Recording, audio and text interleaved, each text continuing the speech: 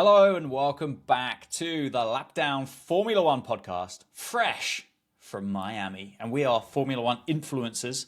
So therefore, as you would expect, we were on the... No, we weren't, were we?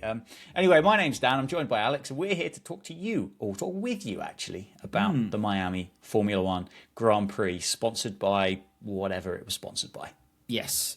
Quite a lot to talk about as well today. A lot. That was a big weekend. After a week off, we've come back to a big weekend. I mean, there was one of, if not the most chaotic sprint we've ever seen in Formula One. And then a race that a lot happened apart from if you were worried about who won, because we knew that quite early on, and then that was quite well cemented. But yeah, we've got some fun Ferrari strategy chat, which is always a good thing to have. And we've got some Lego, and we've got some... I think between the two of us, we've got a couple of hot takes to come today as well. But where should we start now? Should we start with our random world championship? Should we get that out of the way? Because I don't think, despite all the on-track and off-track action from this weekend, I don't think that's really boiled down hugely onto the leaderboard. Not a huge amount, no. It swung by a positive 2 points for yourself. And that's literally it. And after kind of the excitement of Kimi Antonelli qualifying on pole for the sprint race and qualifying third for the feature race as well, and you obviously drawing Max Verstappen from the driver wheel of misfortune as well, I picked up 10 points, all from Kimi Antonelli. Esteban Ocon, shock horror, didn't score a single one. You scored 12 on Sunday from Max Verstappen, and would you believe Liam Lawson scored none points? So as it stands, 75 points to me, 79 points to yourself. 4-point gap after a quarter of the season. It's exciting. It's neck and neck. It's exciting. Arguably more exciting than the real World Championships at the minute. Potentially. Yeah. But you just never know who the world's going to give you, do you? Exactly. But there you go. There's the updates. Right, well, we might as well sort of go through, I guess, semi-chronologically through the weekend. Because it did all sort of unfold in highly dramatic ways. We had a sprint weekend, which meant that when we lost a little bit of running thanks to Ollie Behrman, who had... Sorry, I love Ollie Behrman, but good God, that's a stinker of a weekend. That's not good. The bloke has not had a good trip to the States, I'll tell you It was it's going to be the last weekend as him as a teenager. Not the greatest way to sign off those teen years, is it, Ollie? But he had possibly his most teenager weekend in his last weekend of being a teenager. Could be worse, though. Could be Liam Lawson. Yes, this is very true. Or Jack Doohan, because the Bruno Mill has fired up again that it could be Franco time, baby.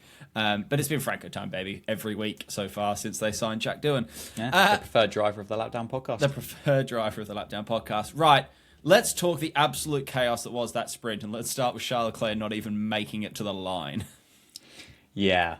I mean, the fact I've heard the term aquaplaning 17 times across the course of the what do you call it, the reconnaissance lap, so to speak, was brilliant. And I still don't really know what aquaplaning is. I realise obviously English isn't Charles's first language, neither is it Brian's, which would shock you, wouldn't it, when you hear that on face value. But aquaplaning, which I can only assume is some form of kind of special ionized electrolyte water resource management firm or something that kind of operates in Switzerland. And actually what it actually means is aquaplaning, and Charles went straight into the wall because it was a bit puddly. Yes, and I said this to you before, and I think it does cement the point. When we're all guilty of it with fans, we want to see racing, right? And it's very easy when you sat at home and you see it wet, and everyone gets a little bit excited about a wet race because it does bring some chaos and whatever. And we all go, oh, they should be out there racing. They would have been out there racing if this was the 1870s. It's all gone soft. I think Charles going into the wall before... and the fucking Bodicias on the side of the wheels. Horse have got some wet shins. Charles Leclerc going into the wall, though, before they'd even done going to do his prep lap, going into the wall, I'm going to say through no fault of his own, arguably the fault slightly of his team, that why would you put them out there on inters and not the full wets? But yeah, he's not even really made a mistake there. His car just became a boat, and because he doesn't have a rudder on that boat, you can't turn the car anymore. And if that can happen pootling around at that speed, you could make the argument actually it's maybe slightly safer at higher speed because downforce and distributing water and whatever. But you've got one of the better drivers in the world driving one of the better cars in the world, being completely a passenger in going to the wall on a prep lap. I think is a nice reminder to people that when we don't go racing, it's not soft and it's not stupid. It's not the FIA being dumb or the drivers being silly or whatever. It's dangerous. Let's not be dangerous. But yeah, I mean, aquaplaning. Two thoughts on moisture. Firstly, and I'll use the term climate change because I think it is changing, but it does feel like rain is getting wetter. Which I think is a concern, well, generally, but I think it makes kind of motorsport slightly more complicated in the fact that actually if it does rain, it does tend to become quite biblical quite quickly. Secondly, as well, though, do you think with these like kind of mock-up street circuits, and I know a lot of the places we go to with Formula One, we kind of avoid the rain because we kind of basically follow the summer around the world, don't we? But is it exaggerated on these kind of mock-up circuits that are built across car parks, that there is no camber to the circuit that helps the rain drain away? There's no actual kind of draining on the edge of the circuits. There's no grass for that to kind of absorb into. Like, does it become a bigger issue after? Because potentially what Charles has done there, he's come around that left-hander, he's driven across a bit, and we've all been there. We drive on roads, we park in car parks, and you can think of an American, like a 3.5-ton kind of Chevy pickup truck driven by a 2.5-ton person with their 3.5-ton family in the back of it. Called Chevy. With whatever kind of shotguns and beer and stuff they've had in the back. There's a great chance that there was just a really smooth little kind of indent in that kind of corner where that truck's been parked for the Miami Dolphins season. Comes around the corner, bit of extra rain, whoop, into the wall, done. Is that a problem? Is that a big drawback for these kind of mock-up little street circuits that we seem obsessed with in the world of Formula One? It seems interesting. I found it interesting as well because there was, through the entire race, bearing in mind it didn't actually rain for the race on Sunday, but there were still bigger than puddles on those incredibly turquoise runoff areas, albeit not the world's largest runoff areas, but there was still pools of water. It's the first time the marina's ever had water in it. It's very wet marina. But there were still pools of water on the side of the track, and I think it is exactly that. We are in a car park. It's not designed to get rid of the water when there are these concrete barriers and stuff there, and it's got nowhere to go until the cars go over and throw it all up into the air and hope that it blows away somewhere else. So, yeah, I mean, I suppose it's unlucky. It's the first time we've run in Miami where we've had, I think, even any threat of rain, let alone, the biblical rain that some of the vision from that Academy race where they just had to call the thing off. I mean, blimey. And the start of the couple of safety car laps they did as well before the sprint, it's like, yeah, the car in first can't see because of what the safety car is throwing up, let alone anything else. That, yeah, whether or not if we were at Silverstone, that level of rain at Silverstone is probably less likely to be as impactful for maybe as long. At the time that it falls, sure, you can't do anything about that. When it comes down, it sits there. But yeah, I think it was more impactful in the following hour or two, certainly, or the slightly longer delay. Beyond that, though, that was absolute chaos, that sprint. Yeah. No better way to sum it up, mate, to be completely frank with you. That was it, wasn't it? Everything happens. Everything happened that you didn't think was going to happen. There were safety cars and VSCs and calamitous pit stops and ended up with a winner that possibly shouldn't have won the race. So, it was good. It was good fun. It was good fun. There's no doubt about it. Sprinting can be fun. And Formula One can be fun if there is a kind of a bit of drizzle about, because it just adds a little bit of jeopardy to a support that actually quite often is quite predictable and quite samey. Yeah. And interesting, the comments from Toto as well on the radio to Kimi at the end of the race, I think sums up how the teams feel about sprinting. That he basically just came out and went, that's the mini race. We don't care about the mini race. It doesn't matter. And there was a little bit, I think it was Zach Brown as well, who was on Sky this weekend, and he basically said, we just want them to get through the sprint unharmed. We are happy to drop a couple of points in the sprint because the big points are the day after.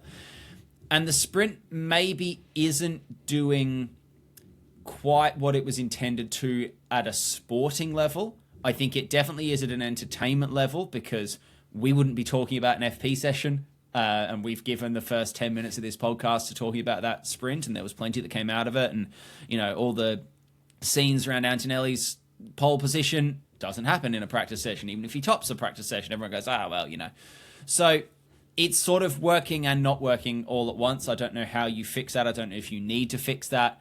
I wouldn't have said it seems like the teams... I don't think they're going foot off, at least. They're maybe not necessarily going absolute foot to the floor, but I don't get the sense that they are pootling around. They're still doing it properly, unless you're a Red Bull pit crew, in which case you're not doing it properly, which we'll talk about in a second. But I just found it really interesting how openly the teams are... Well, I say openly. It's their own team radio. It's not as if they said it in an interview. But, yeah, that they're quite clearly showing that they don't give a shit about the sprints and the World Championship. Do you need to put more points on the sprint and then would they take it more seriously? Or does that then get more...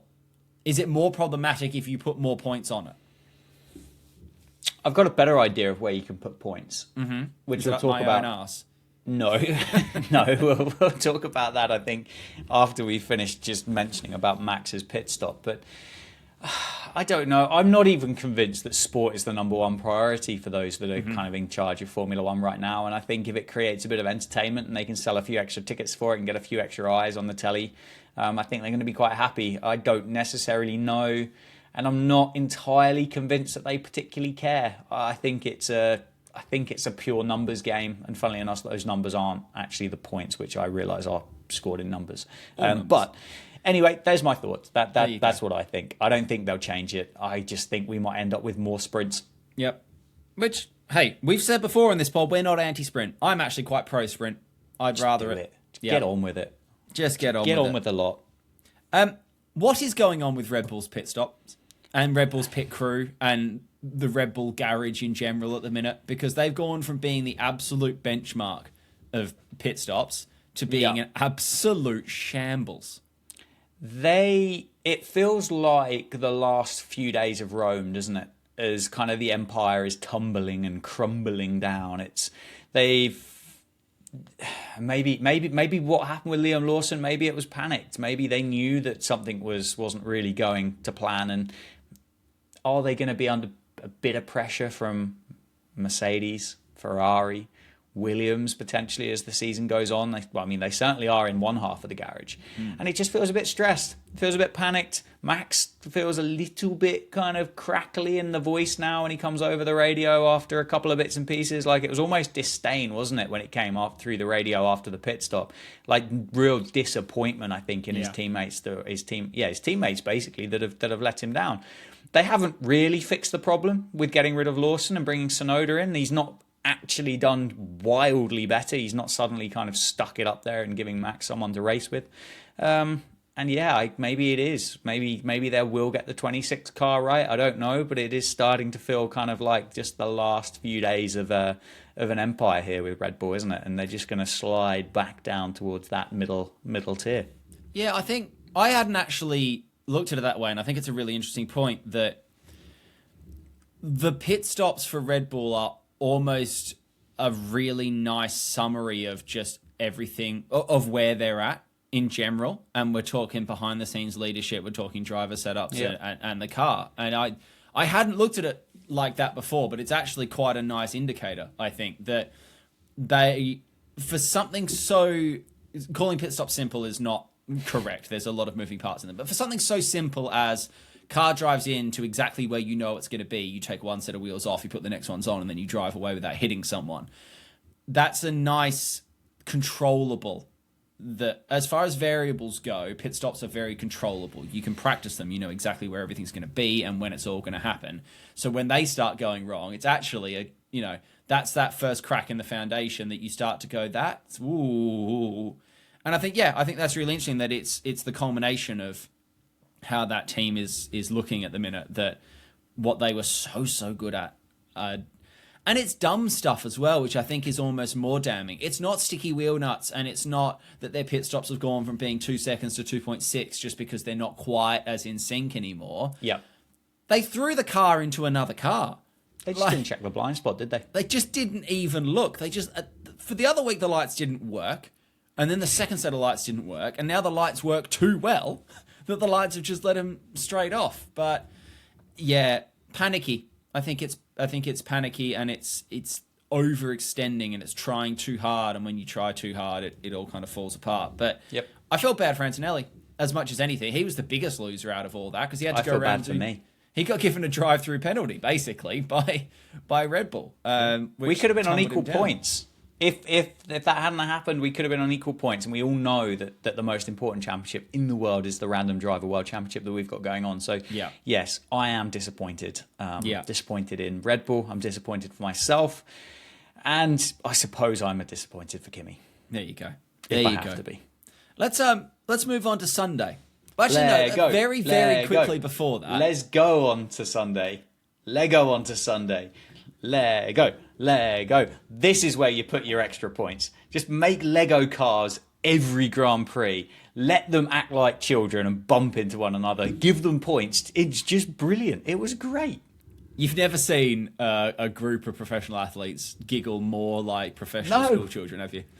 Bickering as to which one of them was driving. Carlos and Alex was well, I'm not getting out the driver's seat. Yeah, no, but the tall person's meant to drive it. Don't see that being relevant. And then you've got Max bumping into each other. You've got Charles Leclerc, who's got to be one of the coolest people on the planet, is giving basically a backy to the other coolest person on the planet and a 7-time Formula One world champion in a Lego go-kart.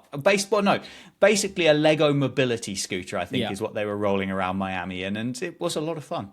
And just constant giggling. That was the big thing for me, is that you see the clips that they've recorded themselves, the drivers in the car. I mean, if you haven't seen it, go and watch Lewis Hamilton's selfie video from in that car, because for a bloke that is not having a great time at the minute, which I think it's fair to say he's not enjoying 2025. It was just pure joy and constant giggling for 5 minutes, regardless of what happened. So good. And I think we've come up with something here, right? Get rid of the drivers' parade on a Formula One Grand Prix, and let's have a novelty race every week. And it can be different things, and we can get regional with it. But I don't need to see the drivers waving on the back of a flatbed going round. I would like to see the drivers on lawnmowers tearing around that circuit, bumping into each other. I want Lego cars. I want them to be in pedal-powered go-karts, or, put them on those tiny little mini motorbike things with some training wheels on the back or something. That's the way to do it, I think. Scrap the drivers' parade, drivers' novelty race every weekend. I'm on board. Let's go. On board. I mean, so the next Grand Prix then we've got on the 16th of May, or sorry, the 18th of May is the Grand Prix, and that's the Emilia-Romagna. I don't know if it's... Oh, no, it has. The Formula One AWS Gran Premio del Made in Italy No, there's just a random E in there. Formula One AWS Gran Premio del Made in Italy E del Emiliano-Romagna 2025. What vehicle okay, this is your idea. I'm going to throw straight to you, and I want a quick answer. What is your novelty vehicle of choice for the Formula One AWS Gran Premio del Made in Italy E del Emilia-Romagna 2025 Grand Prix? Pedal powered gelato carts. I like that. Like the bicycle ones with the bicycle big fridges ones on where the there's front. but there's only 4 flavors that they can fit on there. And it's like an old school ice cream man before they discovered internal combustion. Yeah, 2 wheels on the front, 1 on the back.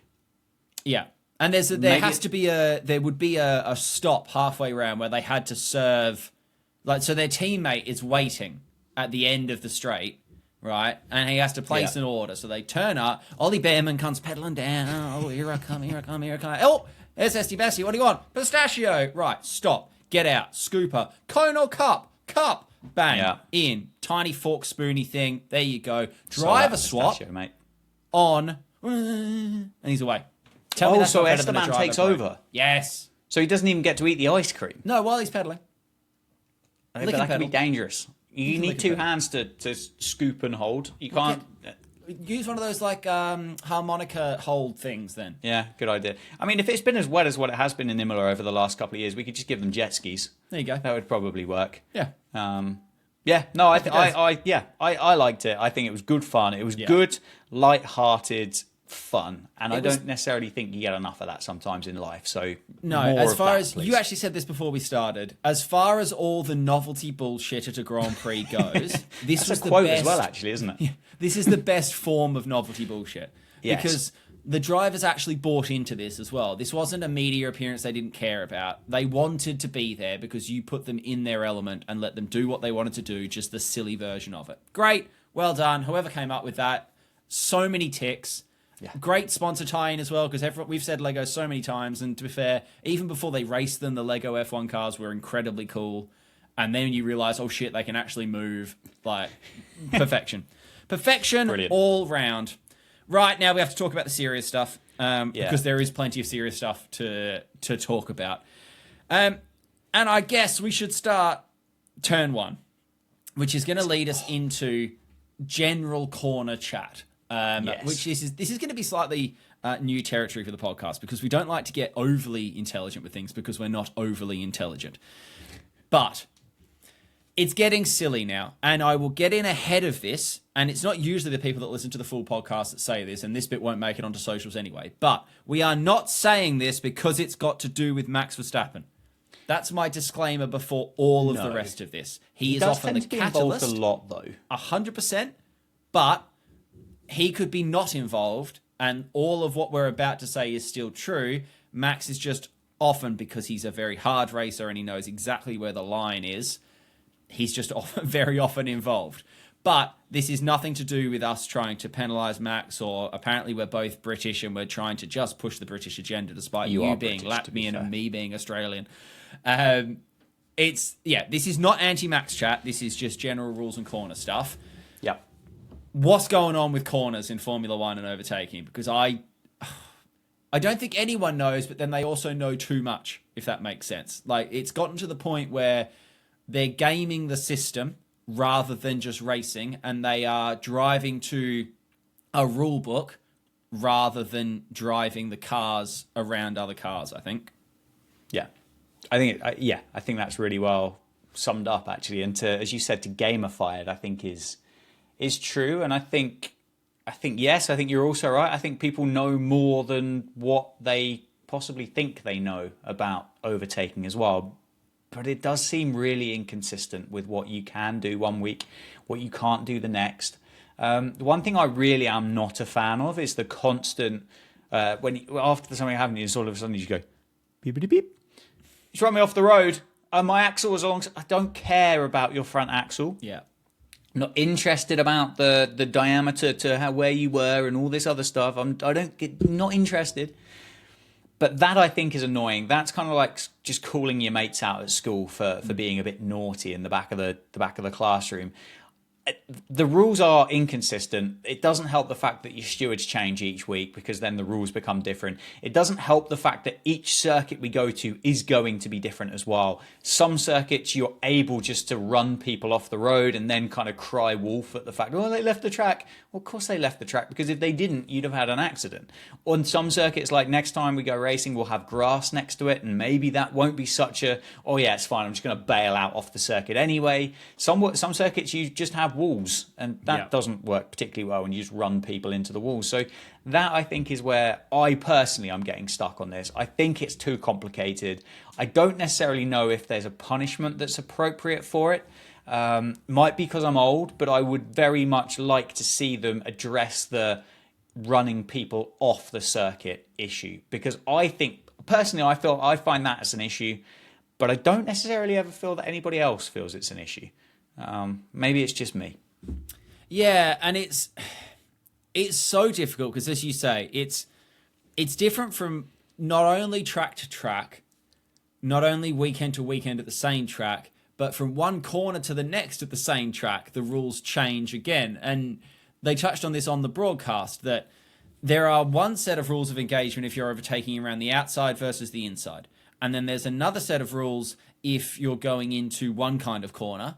And then there's an entirely different set of rules if you're going into a chicane, because a chicane is two corners and that corner impacts that corner. Like, oh my God. Like, how is anyone supposed to sort of keep up? And there will be people that go, oh, it's really simple, because they've made it really black and white. But then the more black and white you make it, the harder it gets, because then people can go up to the edge of that black line. But then the more grey you make it, the more opportunity you bring in for, but last weekend Matt's got a penalty and this weekend Lando didn't get a penalty. I don't know how, and I don't even think this is necessarily an FIA incompetence problem or anything like that. I don't think this is one of those situations where everyone can see the solution, but they're not doing it. It's not like the red flag thing, right? Yes, you should be able to change tyres under a red flag. No, it shouldn't count as a pit stop. That sort of thing. I think everyone sort of sees that as a pretty clear-cut, would make sense kind of rule. I'm not sure anyone's actually necessarily got a better solution to what we've got right now.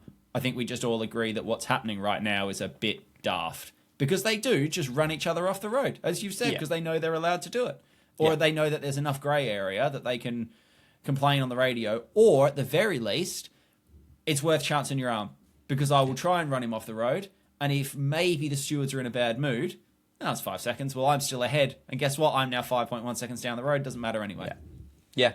And it's subjective, isn't it? Because one person who does the driving off the road turns around and goes, well, I didn't do it. I just kind of took that was it. That was the best I could do. And the other person goes, well, my front axle was ahead. Well, I suppose what I would say on this, and I know it isn't, but the last thing you want to see is just constant accidents. Yes. But is that what it's going to take in order for something to be addressed here? Do we just need to have Grand Prix where you have 8 of the 20 cars end up on the back of wreckers round the circuit because they've just gone, well, you just ran me off the road. Well, yeah, but you can't do that. Well, we just crashed. Like, if you say you were driving down the M1 and you said, well, I want to be in that lane now, and my front axle is marginally ahead of the car in there, so I'm just going to go this way. Next thing you know, you don't make contact with the car, but the family of 4 goes down the grass verge, barrel flips a few times and ends up in the bushes. I'm not 100% convinced the person that forced that car off the road would go, yeah, but my front axle was in front, so I'm not guilty of anything here. I suspect you'd quite quickly have a knock on the door and go, there's a few people that are a bit upset and a little bit ouchy with you right now. The thing is, though, we had it come to a crash in Austria last year. And that was both of them sort of trying to, no, I'm not going to give you space, but no, I'm not going to back out of it. And they both ended up in tears for the pair of them, and then sort of still nothing changed. I don't know. We don't have enough knowledge or time or, standing to come up with a solution here. I found it wonderfully delightful that Lando Norris flipped off Max Verstappen, having been through that entire situation. I will say again, none of them are doing anything wrong at the minute, which is almost the problem. This is not a rogue driver skirting the laws. This is all of them driving within the laws and working to a black and white set of laws that are open for interpretation, which is the worst possible thing that you can have. Do you think if there was more of a risk to injury involved in Formula One now, the drivers would be less likely to force their colleagues into positions that they wouldn't want to find themselves in themselves? So no. Do you not think? So obviously aquaplaning, we go back to that. Charles aquaplaned into the wall, completely totaled the car, carried on halfway around the circuit, hopped out the car, walked back to the pits and sat down, had a nice latte macchiato or something. If you rolled it back, I don't know, 30 years, 40 years, and some of the cards were still made out of cardboard and you kind of ended up in a position, you ended up in the wall and you went, oh shit, well there's my leg broken and my other kneecap's dislocated and I've broken my collarbone as well. Oh, and I can't get out the car and I need some help to do that and I'm in hospital for the next 3 months. Is that an issue? Or do you think they would still be just that kind of, nah, fuck off, you can go out there and if you die, you die? I don't think in the moment they're... I think but in the moment changed they though, because that was never, and I know I don't want to hark back to the good old days, but that never happened in the good old days because there was a risk associated to it. But there was also room for the cars to go around the corner side by side, which is the other factor in all of this. The minute we've got tracks that are a car wide, but I don't think in the moment the two drivers going into a corner, I don't think see themselves as one driver alongside another driver. I think they see themselves as them alongside another car. Not, going into that corner, I don't think Max is looking across going, I need to be careful about what I do to Lando here. I think he sees an orange car that he doesn't want that orange car in front of him. So I think in that split second, I don't actually think there's a human element to it, that if there was a spike wall there, I don't think with how quickly all of that goes on, Max is going to think, I don't want Lando to get hurt here, because I don't think he's thinking that it's Lando. I think he's thinking it's a car, is what I think's going on. I mean, I would hope that there would be more of a conscience to it than that, but yeah, we're talking complete hypotheticals, aren't we, on it? So who actually knows what would or wouldn't happen? Do you want to talk about rain again, or do you want to talk about Ferrari? I want to talk about Ferrari because, I mean, Jesus, lads, come on now. Can I give you some radio message here? Please do. Boop, boop, boop. So this is Lewis Hamilton. You just want me to sit here the whole race? And Ferrari's response was, we'll come back to you. Then Ferrari responded and said, we want to keep the DRS to Charles and go ahead like this, to which Lewis responded, man, you guys, which kind of sounds like something from the Goonies, doesn't it? Then Lewis popped up back and went, this is not good. It won't work. That's all I'm going to say. There was no response from Ferrari on that one. And then there was Lewis saying, in China, I got out the way when you're on different strategies. Ferrari said, okay, we'll swap the cars. Lewis responded and said, have a tea break while you're at it, chaps. Then, after he'd let Charles back through, this was the best bit. And he turns around and goes, well, do you want me to let Albon through as well? Now, I say this knowing full well that I already am not the best of friends a lot of the time with the old LH44 crowd. I have two aspects and two angles that I want to take with the whole debacle, right? Yeah. Ferrari were absolutely wrong to have not immediately swapped them. The strategy was pretty obvious there. You have a driver behind who's very close, who is on a different compound of tyre that should be faster. Let him through, see what happens. If you need to swap him back. Right? The 3 laps that they messed around with that was that tyre offset difference that when they did eventually get round to doing it, they'd kind of lost that edge by that point because they twiddled their thumbs a little bit. Having said that, not good from Lewis Hamilton for me on the radio. And I actually think for me personally, I think he looks worse out of that situation than Ferrari does because of he got a little bit sulky there. Rightly so, they made the mistake. But Lewis, you're a 7-time world champion. You know exactly what's going on here. Just getting all smart-arsey with your team because you didn't get your own way, even though your own way was the correct way initially, who and what are you helping there? By having a little bit of a edgy 14-year-old teenager sort of like, you know, like, just say on the radio, guys, I don't think we're going the best way about this. We'll talk about it afterwards. And then turn your radio off and say whatever you want in whatever language you want and call whoever you want, whatever you want. It's funny and it generates memes for us, and we know the Ferrari radio is always a source of memes, but in that moment, Lewis, you're in the right. Don't make me turn against you here by being a smug smartass in the right, if that makes sense, which I understand might not be a particularly popular take. I think everyone was shit. Put it that way. Yeah, I think Lewis is realizing potentially how big of a shit show Ferrari actually is at the moment, and what we've seen and witnessed what Charles has gone through, and Carlos, to be fair, in the preceding years to this. And I don't necessarily think he's regretting the decision, because I'm not convinced he's that bothered if he was in Kimi Antonelli's seat and he was driving around in 4th place. I don't think he's that bothered about that. I think he's quite enjoying being a Ferrari Formula One driver. Suspect he's probably desperate for the glory days to return, and for him, most importantly, and then for a Ferrari secondly. Is it the right thing to do? No, I don't necessarily think you'd have seen it from someone like Schumacher with those kind of condescending type messages, but I think he probably would have gone into the garages afterwards and ripped the people an absolute new one, which might be the better way to do it. I don't know. Yeah, I'm not sure. Ferrari got it wrong. I think Lewis probably did get it wrong eventually because it did go on a little bit. Yes. But other than that, funny. Was it to you, and this is, I guess, slightly a loaded question because I think I know my stance on it. Yeah. Was it a little bit arrogant from Lewis Hamilton the way he carried on the radio? And was it a little bit, don't you know who I am, kind of Ronnie Pickering style chat of like, and almost a little bit disrespectful to Charles Leclerc as if this was not Hamilton and a rookie. Like this is Hamilton and arguably the incumbent, not number one driver, but Charles been there for a long time and whatever. It just felt like he was sort of coming in and trying to throw his name around a little bit. Even though he was in the right to start with. It just, I don't know. It felt like there was a slight sense of arrogance to it for me.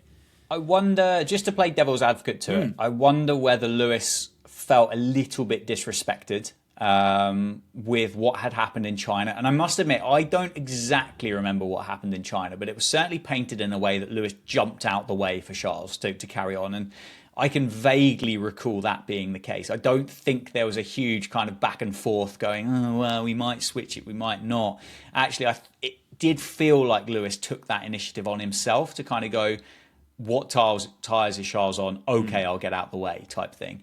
And I just wonder whether Lewis hoped for that in return, whether it was from the incompetent, bumbling minions at Ferrari, or whether that was someone that he felt that he had quite a good kind of working relationship with in Charles, that was going to happen that way round. I don't know. But yes, I think there was possibly a little bit of arrogance towards the end, some condescension for sure.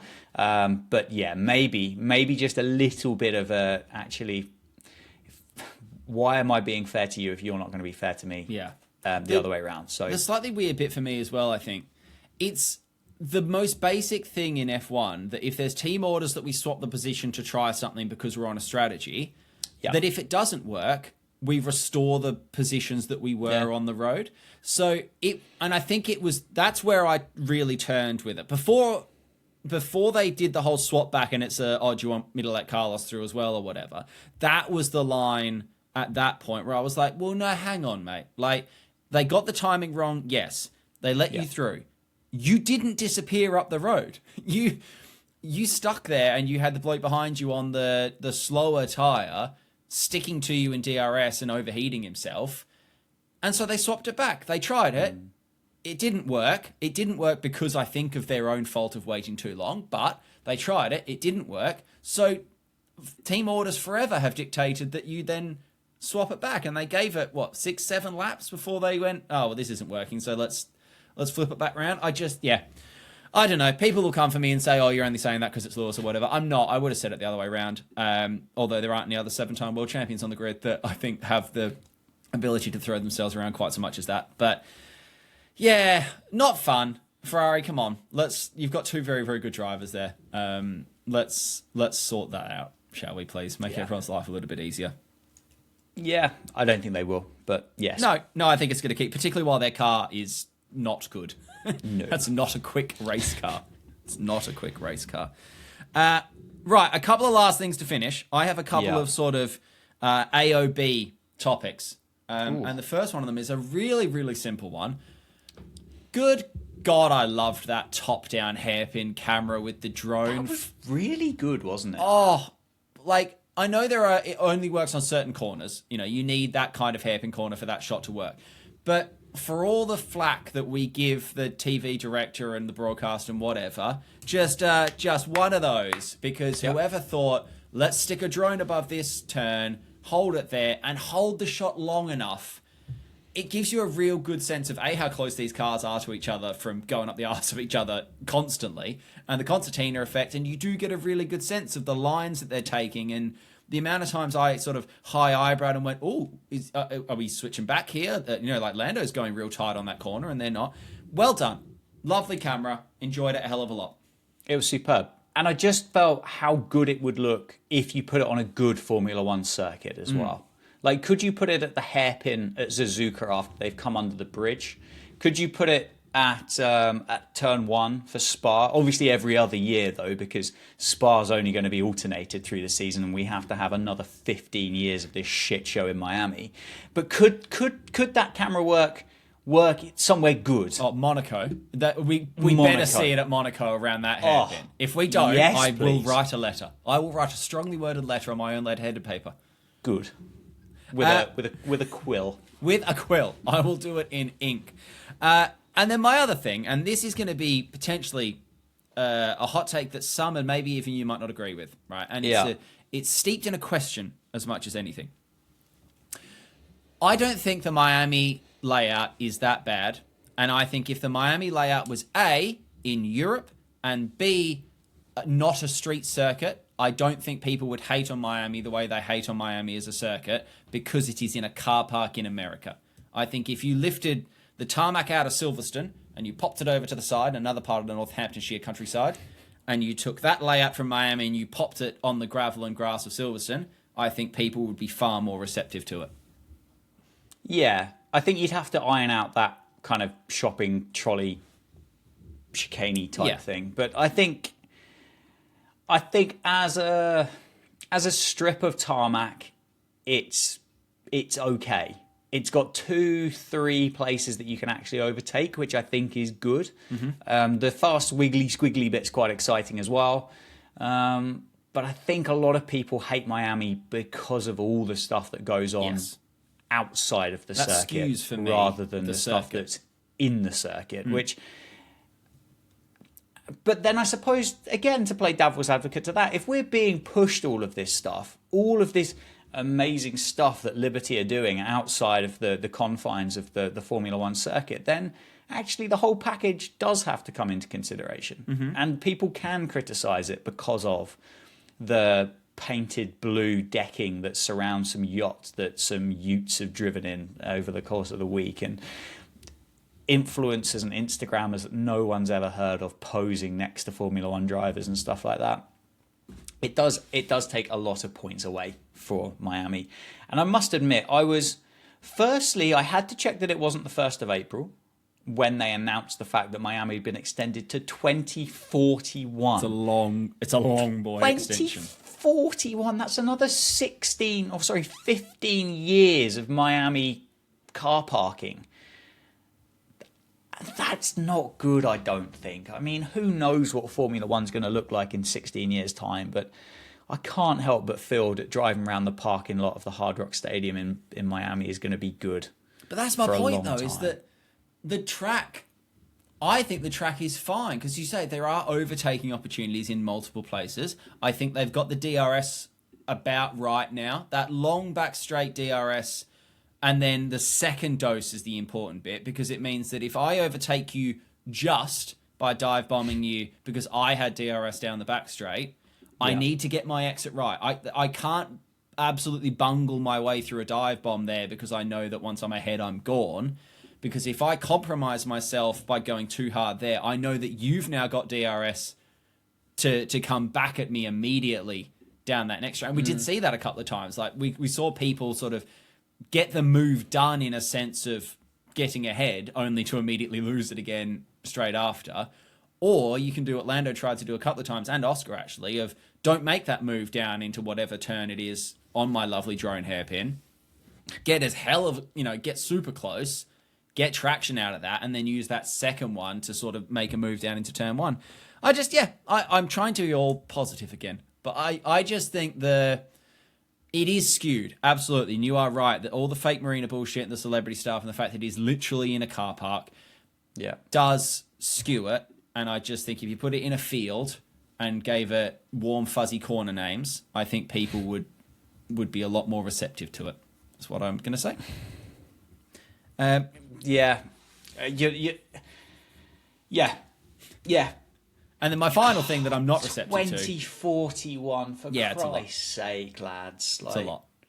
Is that must now be the longest confirmed track on the calendar, I think. It's got to be the longest contract they've ever signed in history, isn't it? It's certainly... You would think there's some financials at play there that have locked that in. Wild. And then my last one...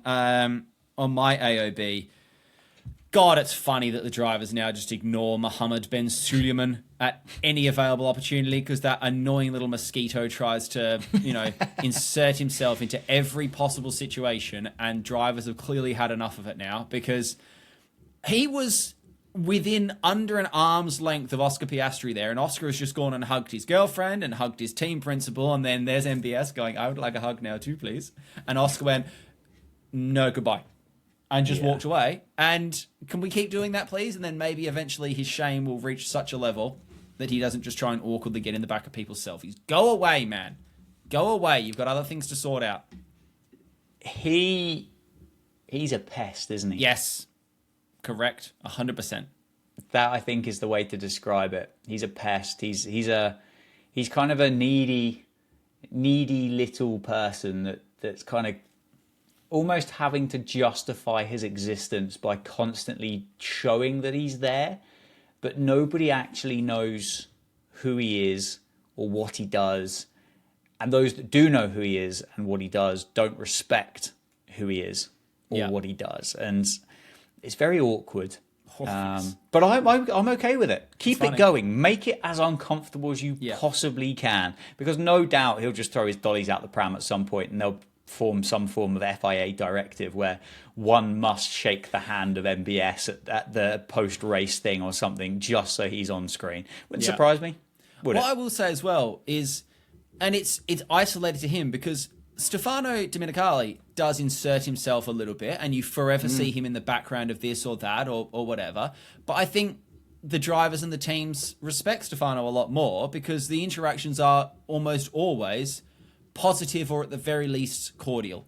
They are... Yeah. He's there, someone will give him a handshake, they'll get a pat in the back or whatever, or I think it was after Antonelli went on pole and Stefano had got himself down into the Mercedes garage, and they all had a little smile and a handshake and went, great job, well done. I think, his dad was there or something, he gave him a pat in the back. Perfect. You are a top brass at Formula One. It makes sense that you are around these moments, but you're not trying to make it about you. You're just sort of excited for your own product. And maybe MBS and Stefano need to have a little chat about how to engage oneself to be there without being there. I think MBS just needs to go in the bin. Yes, I don't think he's got any awareness of it either. I think he's probably quite happy with how he conducts himself, which is the scariest part of all of it. Yeah, I'd imagine deep down he probably thinks that everybody actually really likes him. Yes. Concerning. Well, he's one of the boys, you see. He's a driver. That's why when he made his announcement, they used one of his old driving pictures to try. He's one of the lads. He's one of the boys. He drives cars. That stuff. I don't know. No. Any other AOB from you, Dan? No, not really. I can't be bothered to talk about rain anymore, but it does kind of feel like we need to talk about rain sometimes just to make sometimes the bit of the dullness in the Formula One Grand Prix is a little bit exciting, and it felt we obsessed about it for a while. But yeah, that's about it, really. We got no race this weekend, have we? No race this weekend, then we're off to Imola next, which could well be the last we see of Imola for a little bit, I think, because I think they're due a renewal that they haven't got yet, and I don't know how many spots are left on the calendar. Yeah, it's fine. There'll be some town in like Arkansas or something that'll kind of replace the trolley bays and a Walgreens, and we'll end up out there. There you go. Perfect. Be fine. Perfect. And we'll be there for 133 or something. That's the one, 133. That's when we're racing till. Right, Dan, where can they find you? If you really want to find me moan about other stuff, just head over to Dan Jadson. You can see me talk about some cricket stuff. Perfect. And if you want to come watch me play games, twitch.tv/Hey Look It's Alex, you can do that there. Lapdown Pod on Insta and YouTube and TikTok if you want to go see some clips and stuff there. Or email lapdownpod@gmail.com with any thoughts or feedback or questions or discussions or whatever. But in the meantime, we will see you next week for a little bit of Italy chat. Yeah. And we'll go from there. Love to see it. Hope it doesn't rain. Bye.